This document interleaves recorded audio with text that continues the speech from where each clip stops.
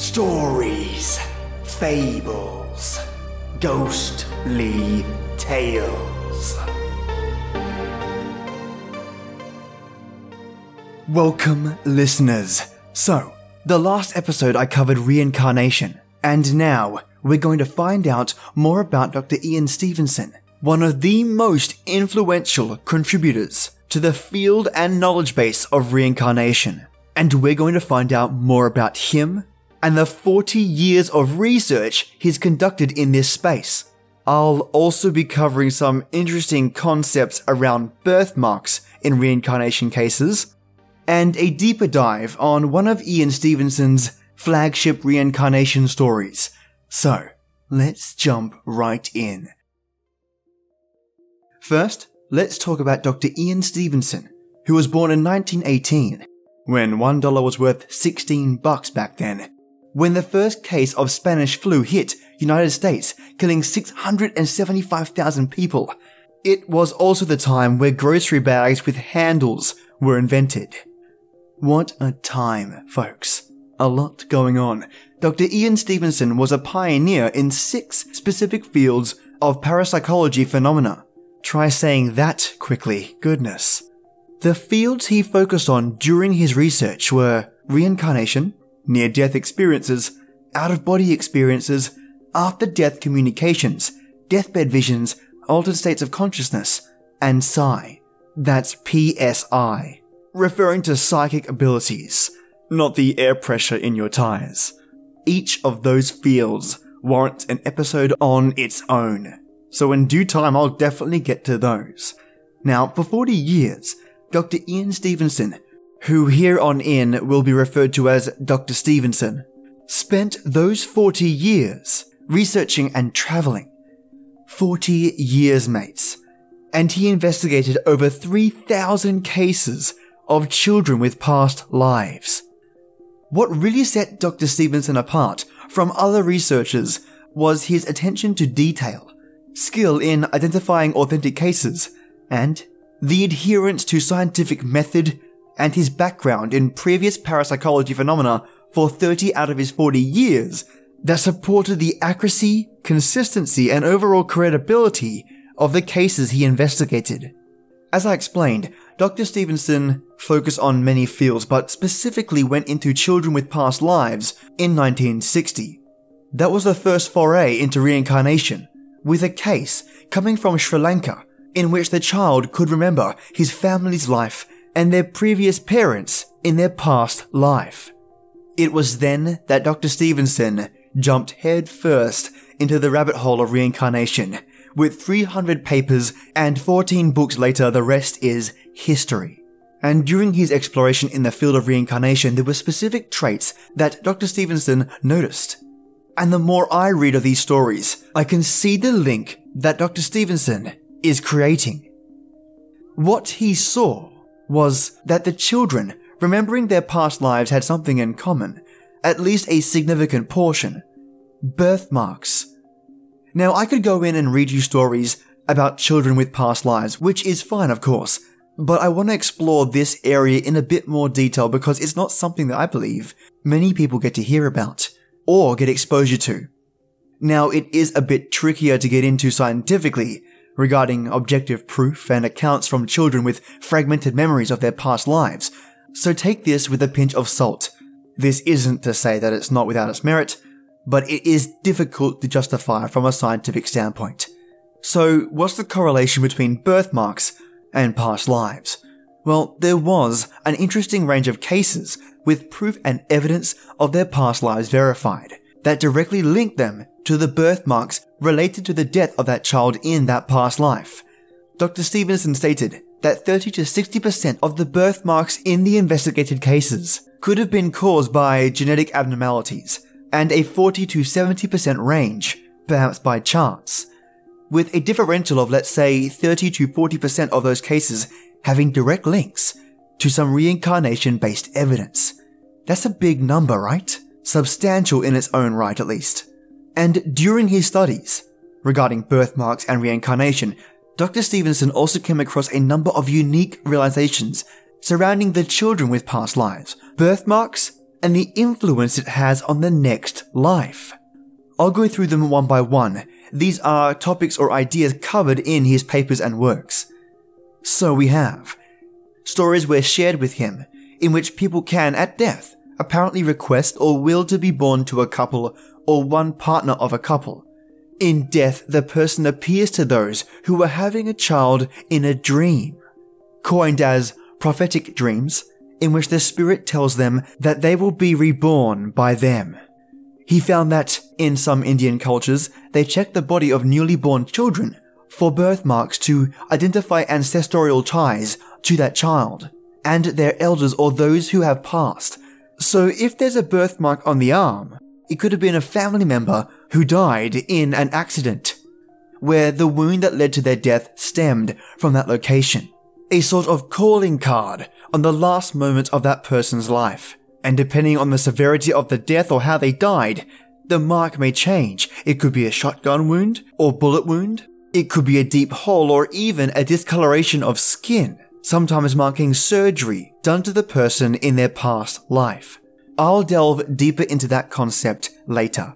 Dr. Stevenson also covers children who experience their past lives in their dreams and through memories are often between the age of 2 and 4. Now here's something really interesting that I'm not sure many people know. It's between 4 and 7 years of age where the memories of their past lives tend to begin to fade. Sometimes in cases with children living with past lives, there can be points where these children are living a double existence, as they transition from their old memories into the new, leaving their previous life behind. So Dr. Stevenson actually spent years with these kids, in some cases 10 to 20 years. So he's been able to see the life and growth of the children and their transition in and out of their past life memories. But this isn't always the case. Now there are cases where the feeling of leading a double existence is so strong that some children have an intense desire to return to their past life family or parents that they loved and now have lost in their new life. To some extent, even mourning their past lives family. I can only imagine the stress that it puts on these children and requires some special guidance to ensure that they follow the right path. Another concept he covers is children who died in unnatural or extreme ways and are reincarnated had those deaths embedded in them as they moved on to their next life. For example, drowning would lead to a phobia of water in the next, or a snake bite that poisoned them that would lead them to be frozen in fear when seeing a snake in their new life. Significant deaths and the circumstances experienced during that death process would impart or imprint on the past life soul, carrying across to the child's current life. Interestingly enough, of the 895 investigated cases with children who have lived past lives, 309 subjects attributed their birthmark to their death, and a selection of 43 out of the 49 cases in another investigation done by Dr. Stevenson supported direct links between the child's death, the birthmark, and their phobias. And lastly, some children would have philias, that's Philias, wherein these children with philias would seek out clothes, food, and cultural items or experiences from cultures not their own. So to me, philias are kind of like past life echoes that draw their soul to old experiences. Children wanting to eat German but being born from a Chinese background, for example, or a child developing alcohol addictions or drug addictions based on lives they've experienced in the past, that they recount and can explain and justify. Now this ties right back into what I discussed in the previous episode. I believe the Hindu concept of reincarnation reflects that idea, where past life habits influence the new life's journey. I love it when I get to see these kind of ideas correlate across cultures. And before I jump into some stories around this, I want to give you some examples of birthmarks tied to deaths from different places, because I really think it's an area not often explored. Here are some story breakdowns, just very quick ones. One Thai woman had 3 separate linear, hypopigmented scars, so color discolorations on the skin, like birthmarks near the midline of her back. As a child, she had remembered the life of a woman who was killed when struck 3 times in the back with an axe. A woman in Burma was born with 2 perfectly round birthmarks in her left chest. They slightly overlapped, and one was about half the size of the other, and as a child, she said that she remembered the life of a woman who was accidentally shot and killed with a shotgun. There is an account by a Burmese child that explains she remembered the life of her deceased aunt, who had died during surgery from congenital heart disease. This child had a long, vertical linear, hypopigmented birthmark close to the midline of her lower chest and upper abdomen. This birthmark corresponded to the surgical incision for the repair of the aunt's heart. There's also a story about a child in Turkey with a horizontal linear birthmark across the right upper quadrant of his abdomen. It resembled the scar of the surgeon's abdominal incision. The child said that he recalled the life of his paternal grandfather, who had become jaundiced and was operated on before he died. And lastly, an old woman who died in Thailand with a desire to be reborn as a boy. Her daughter marked her mum's neck with a white paste-like substance, so she'd be recognized when she was reincarnated. Soon after, the daughter gave birth to a son with a birthmark on the back of his neck exactly where she'd put the white paste on her mum's neck. So this ties back to what Dr. Stevenson was talking about in his research regarding a will or a want to be reborn, a sort of mental agreement with something that gives the person a chance to come back, with perhaps a birthmark being the only cue as to you being reborn. So when you die, who knows what you meet or what you talk to? But there is some kind of intention, from what I understand in this process, to come back. So naturally I found these fascinating because the more I read into this, the more I realize how deep this goes. But I can see how some people are still a bit skeptical on this front because of course, it's hearsay. These stories don't have any medical records or any sort of verification around that. I mean, not all of them, some do. So I haven't delved too deep into those, but I have left some links here in the episode for those interested in reading more about reincarnation specific to birthmarks, but it is a topic I'll revisit for sure. Now, in covering this topic, I wanted to address the hearsay component. Dr. Stevenson is meticulous with his data and follows the scientific method. And as a result, I do have one case from many of his that I wanted to bring to light to add some oomph to the credibility, to the research, and the concept of reincarnation. So, throughout Dr. Stevenson's career, he investigated thousands of cases. I wanted to pick out an example of one such case, an investigation of his that covered past lives with some more accuracy. This is the case of Swarnlata, spelled Swarnlata. Swarnlata Mishra was a 3-year-old girl born in 1948, whilst being driven past the town of Kutni, which happened to be 100 miles from her home. She pointed out to the road saying, "My house," explaining that if they're going to get some tea, that would be a great place to go. Sounds like Swarnlata is already wise beyond her years to me. A 3-year-old girl has a good sense for tea? Definitely an old soul, right? Right. She goes on to say that her name used to be Biya Pathik, and the mother of 2 sons, explaining how her house was white, had black doors with iron bars, 4 rooms, and the front floor was stone slabs. Moving on to say that the house itself was located in Zahur Katir, and I apologize in advance for butchering these names. Explaining that the house was behind the girls' school in front of the railway line, where lime furnaces were visible. And for me, that's absolutely amazing. I can't remember my previous house doors and stylings, let alone having come back from death to recall it. Goodness. And this is where it starts to pick up, where Swarnlata talks about the particulars. She mentions a car, an old car, something that was not only rare in general but rare specifically in India during the 1950s, explaining what the car was, what it looked like, and then mentioned that she had a pain in her throat, of which she died from. She also added some extra detail, and was even able to state who her doctor was that treated her when she died. If you're wondering, it's Dr. S.C. Barbrat in Jabalpur, in case you were wondering. It wasn't until Swarnlata was older, around 10, when her father took her to her old house, purely based on her own description.